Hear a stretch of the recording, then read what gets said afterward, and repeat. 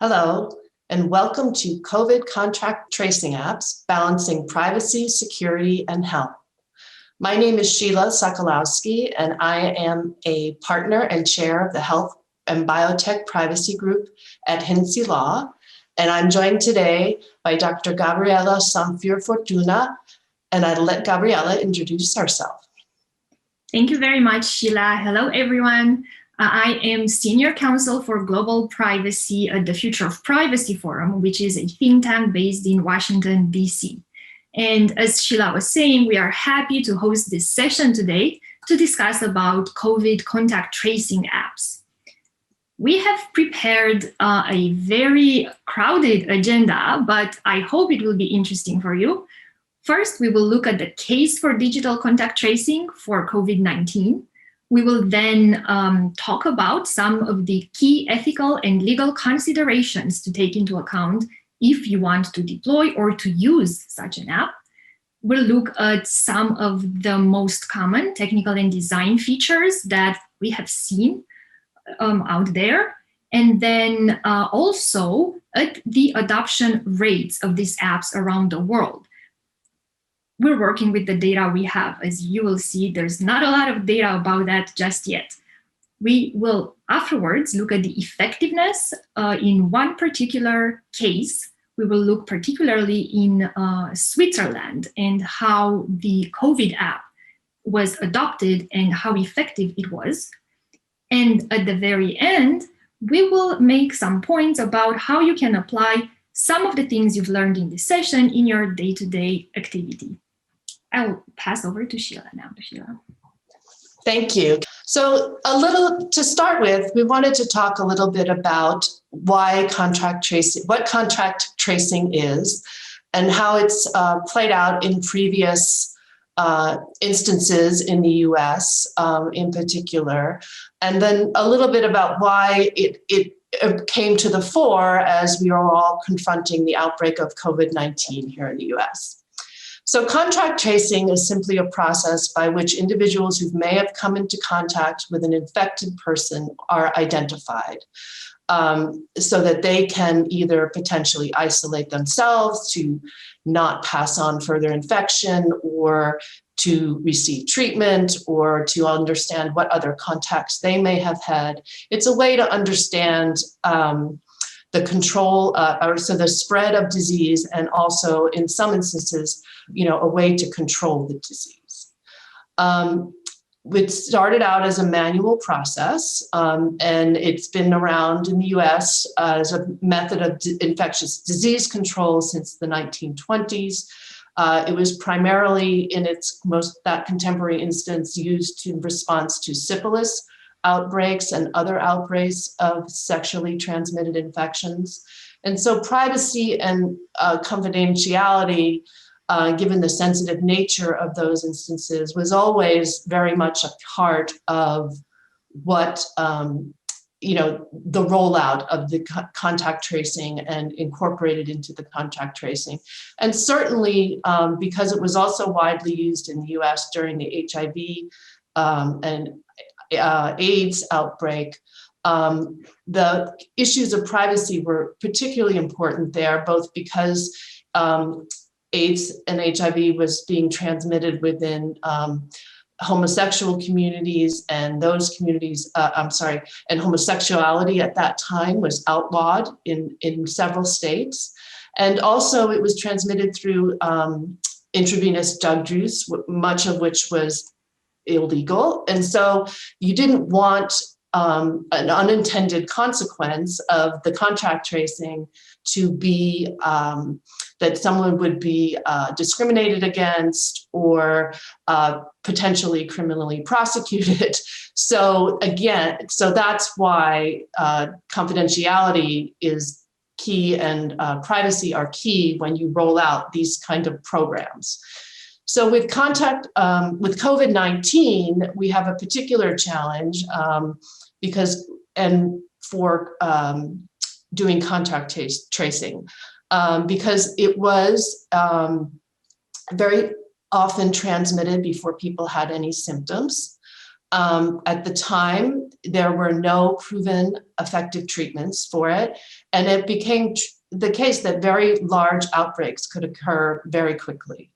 And so contact tracing through the use of digital apps, which is what we are talking about here today, became an important tool, if you will, in the toolbox that we were going to use to get control of the COVID-19 pandemic. So one of the questions we look at, which when we're rolling out contact tracing, was the question of, is it going to be effective?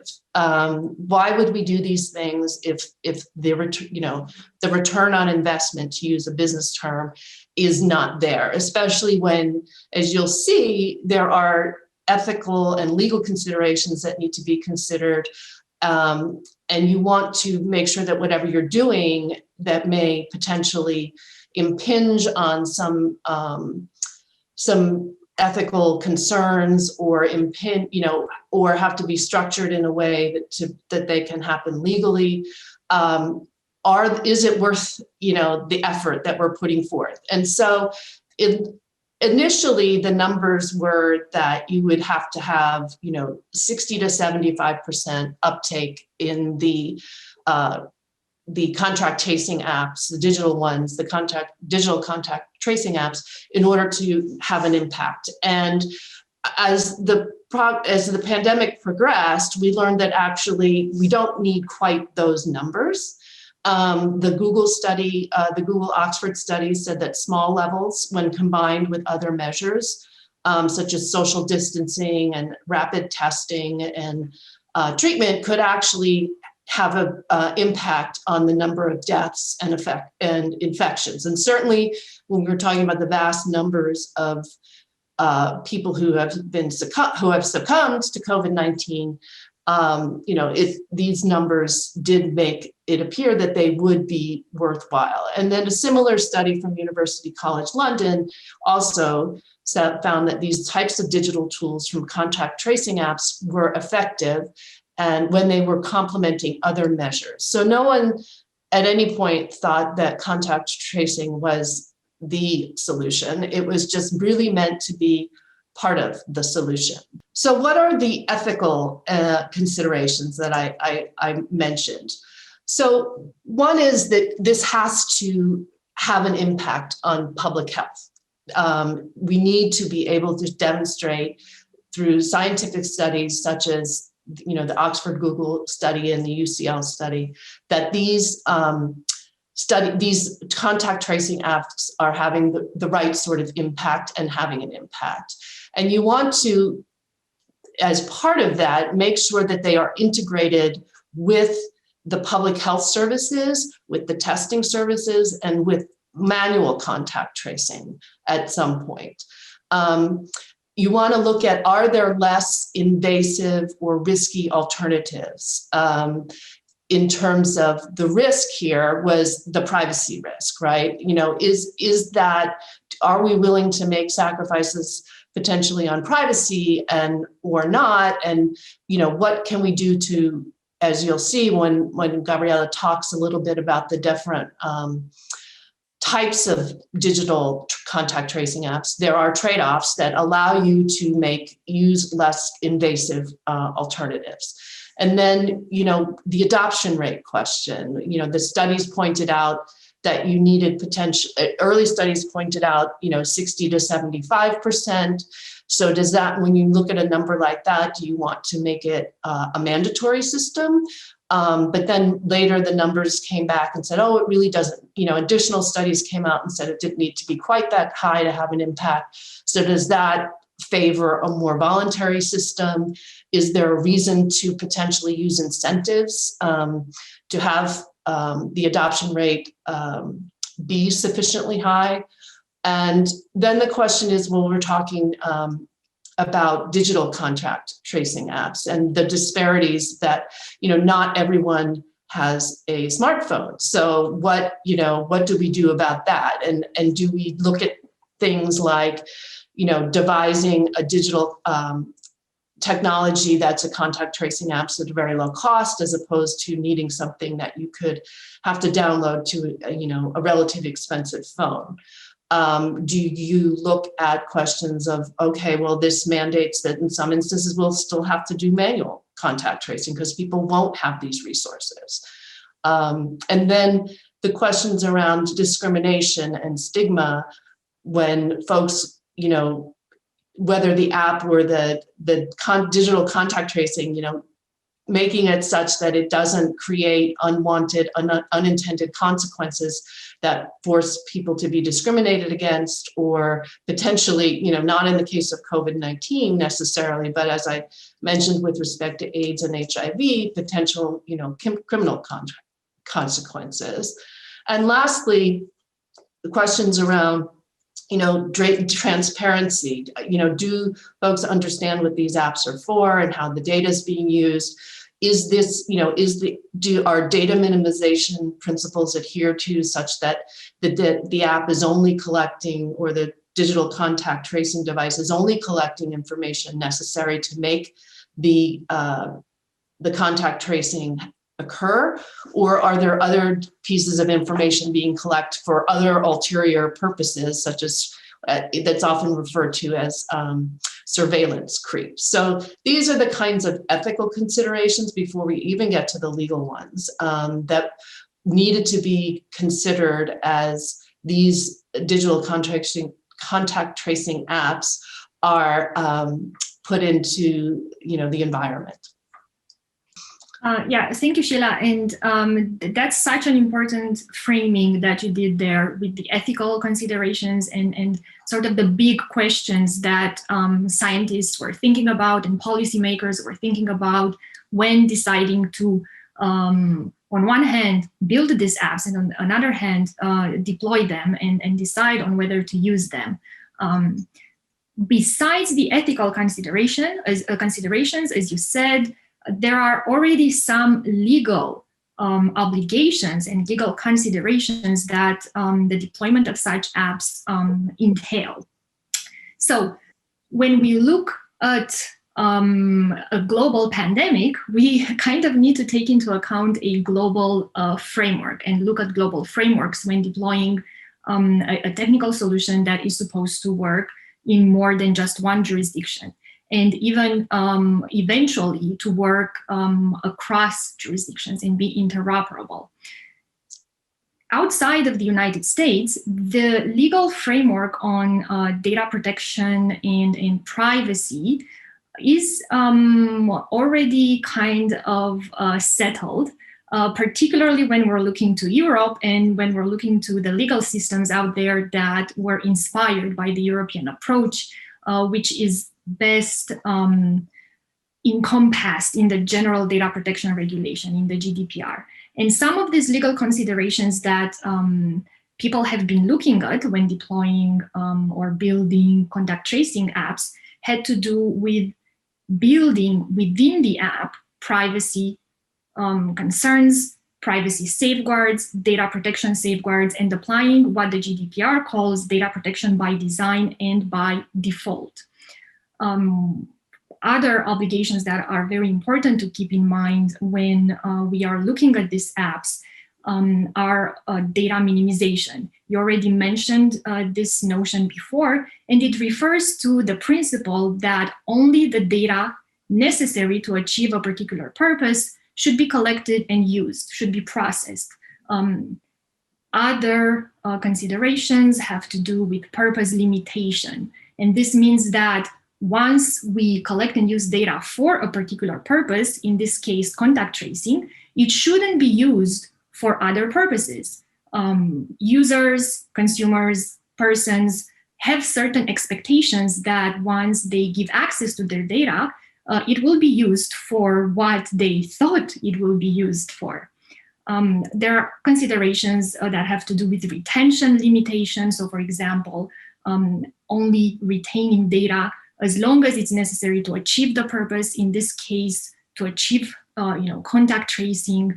And I would say these are just some of the core principles that of the GDPR that we need to take into account when looking at contact tracing apps. I will not go through the entire list of obligations, but I would say these are really, really relevant and important. Also, another point to make is that right now around the world, we have more than, I would say 100, but that's, there are, I think, more than 120, 130 right now, comprehensive data protection and privacy laws that are built on kind of the same principles of fair information practice principles, like the ones that I discussed just now. So when we look to the US, the situation is a bit different. Indeed it is. Thank you, Gabriela. So the US does not have a comprehensive privacy law like the European Union. We have what is typically referred to as a patchwork of data privacy and security laws, reflecting both different state laws that have been put into place to protect data privacy and security, primarily around data breach, but also we now see states like California and now Virginia adopting more comprehensive privacy laws. And the other piece of the patchwork, to make it even more interesting in the US, is that we have industry or sector laws. So you have financial privacy and health data privacy. So it really is a complicated morass to wade through when you're dealing with these issues in the US. But trying to take some work our way through it in the context of the digital contact tracing apps. While we do have HIPAA that protects a lot of healthcare information, unless the contact tracing apps are being conducted or feeding data to covered entities, which in the US is healthcare providers, most significantly, and health plans also significantly, then the data would not be covered by HIPAA. So then you look to what do different state laws say, like CCPA and now the new Virginia law. We would have to look at those because you're collecting essentially personal information and information that identifies individuals. And then there other little twist on this is that some states like Illinois and Texas have biometric privacy laws requiring notice and consent when collecting different information. So how do you weave all of that into these digital contract tracing apps is going to be a challenge for folks. Depending on how the apps are designed and who's running the apps or devices and who's getting the information that comes from the devices. The other thing you need to think about too in the workplace is labor employment rights. If you're asking your employees to download a particular app and use that when they're in the workplace. There may be issues of wage and hour laws. There may be union contracts that need to be looked at, or union, collective bargaining agreements that would address how these things can be deployed in a workplace situation. And then you need to think about the fact that, if these are apps downloaded to individuals' phones and they don't leave their phones at work, they take them with them when they leave the workplace, how do you manage, limiting the collection of the information to just the workplace setting, because you wouldn't have, as an employer, have the right to collect information from outside the workplace, beyond just anything that would qualify as a fitness for duty exam. And so how do you navigate that particular, or thread? It's almost like threading a needle a little bit. And lastly, there are anti-discrimination laws. With COVID, we had, initially, there were different cohorts of people that were identified as higher risk for getting COVID. And so that there might be a tendency, like with the vaccines, to only want to require it for the higher risk folks, but that, runs into some discrimination law issues because, some of the shall we say, the cohorts, such as over age 65, align with certain protected classes. So that's another consideration in terms of the implementation of deploying. Once you've identified a device or an app or whatever it is you're going to use digitally, this implementation piece cannot be overlooked either. Thank you, Sheila, for that. We are now looking at some of the technical and design features that the apps are relying on.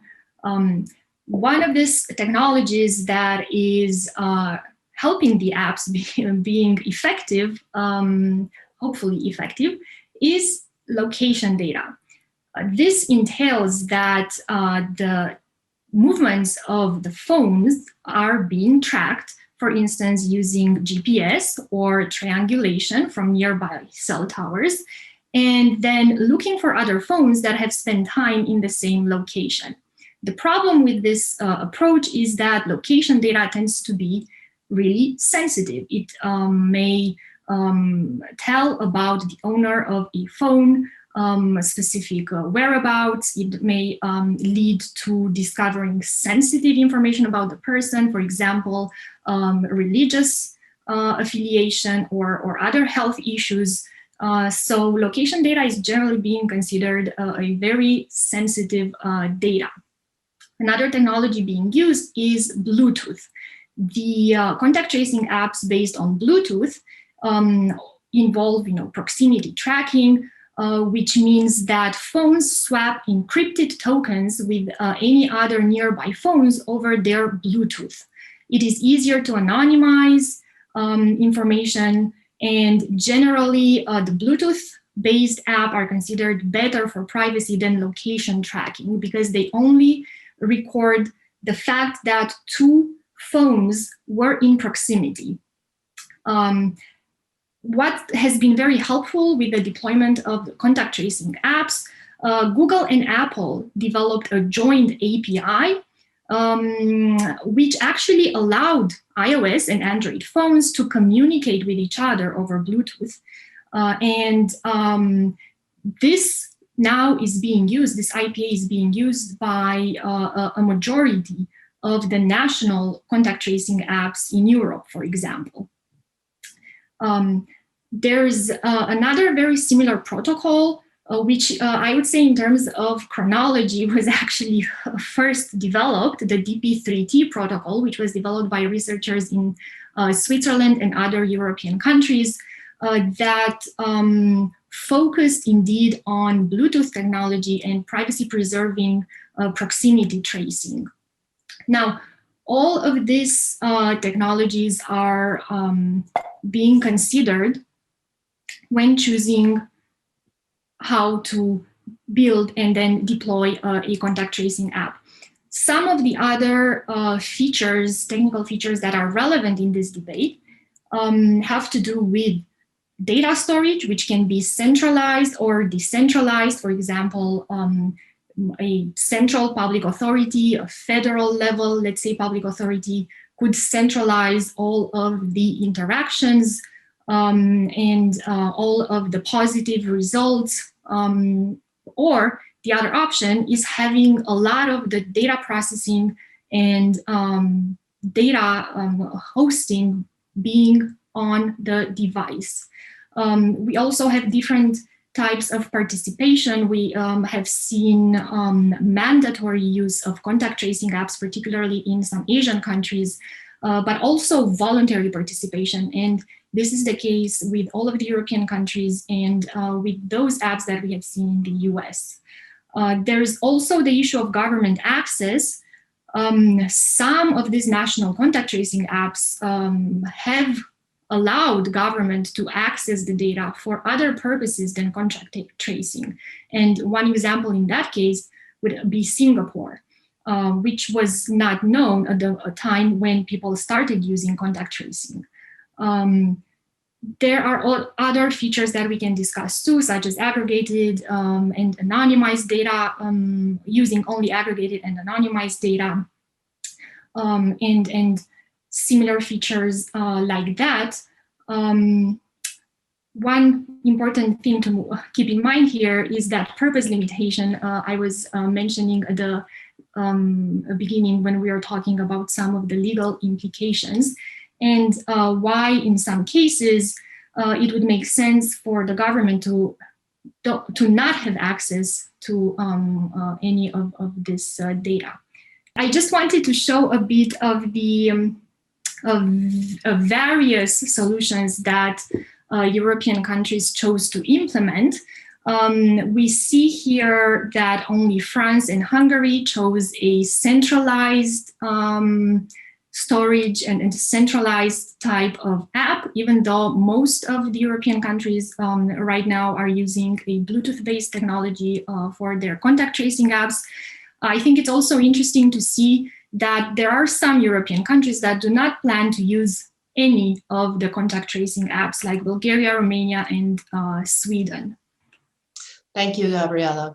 So shifting gears from the technology to the question of the adoption rates that were experienced with some of the contact tracing app technology that was rolled out. This is a study from July of 2020 and showed that none of these countries, these were the highest adoption rates, none of these countries got anywhere near the 60 to 75% that was initially talked about. The best here we have is Australia with 21.6%. And here in the US, this is from November of 2020. You have, just by way of comparison, to Ireland, which got up to 34% by that point, or I'm sorry, this is late October, with the exception of Nevada, but none of the states, Virginia just being the highest at 10.6%. And so the question becomes why? Rollout of the apps was left to the individual states in the US. Some of those states lacked the right kind of expertise to develop the apps from the technology that was made available to them. And there were fears about personal privacy. Not surprisingly, there was that there was a general concern about big tech, and so there in general that spilled over into some of these COVID-19 contact tracing apps. So much so that in South Carolina, lawmakers actually banned the use of the Google and Apple API. To quickly go on the only use case study we have seen on the effectiveness of these apps, let's focus on the Swiss case. As I was saying, the researchers in Switzerland were some of the first ones, if not the first ones, that actually came up with a protocol, an open source protocol for privacy preserving contact tracing. And Switzerland was the first country to be very serious about deploying such an app. We have seen a study that shows that from May 25 to September 10 of last year, the Swiss COVID app has been downloaded by 2.36 million people.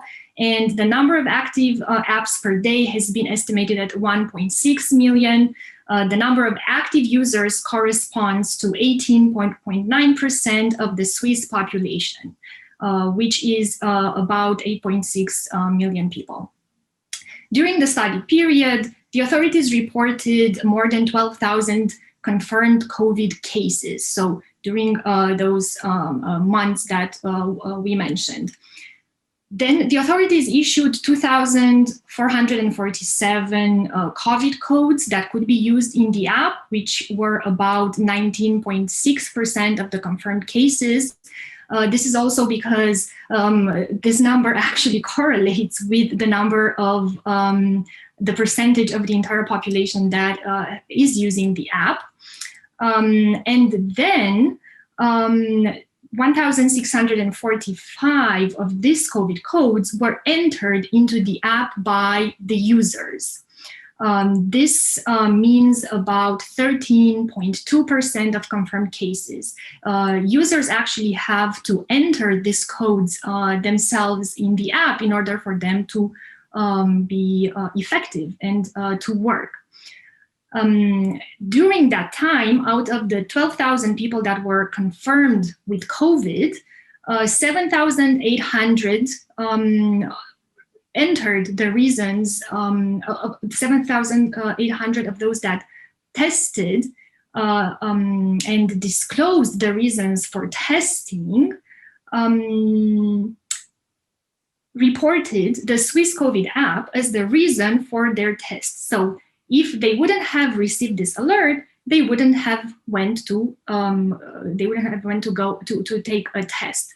41 people of this 7,800 were found to be positive. You might think this is a very small number, but researchers consider that this is a proof of concept that contact tracing apps work. Some of the conclusions from this use case show that voluntary digital contact tracing can show similar effectiveness at identifying infective partners of index cases, so those original cases that tested positive, just as classic contact tracing, but the index case and the exposed contacts have to use the app in order for it to work. The effectiveness of digital contact tracing crucially depends on a strong embedding into an efficient testing and contact tracing infrastructure on the ground. If you don't test after you receive your alert, then all of this is useless, right? Some of the improvement areas that researchers found have to do with the increase of the precision in determining the risk. So then determining exactly which of the contacts should be notified. And then also they discovered during this study that there was a certain delay in communicating to users the results of positive cases. So they are looking to somehow reduce this delay in communicating to others. Some of the lessons learned in terms of effectiveness, we have seen a study about this. It's very important to integrate the use of any contact tracing app with the local health policy. Pay a lot of attention to what the local health authorities are implementing as their policy.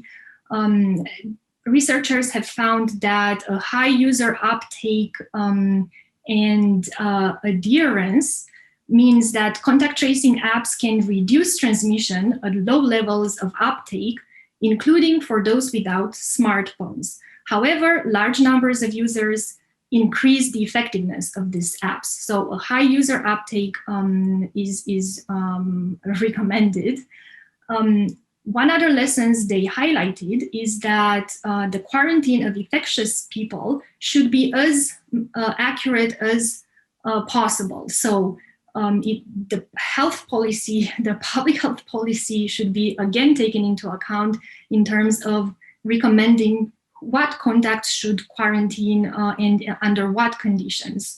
Rapid notification is absolutely essential. The time between the onset of symptoms in an index case and the quarantine of their contacts is of, again, key importance in COVID-19 contact tracing. And then the ability to evaluate effectiveness transparently is also very important.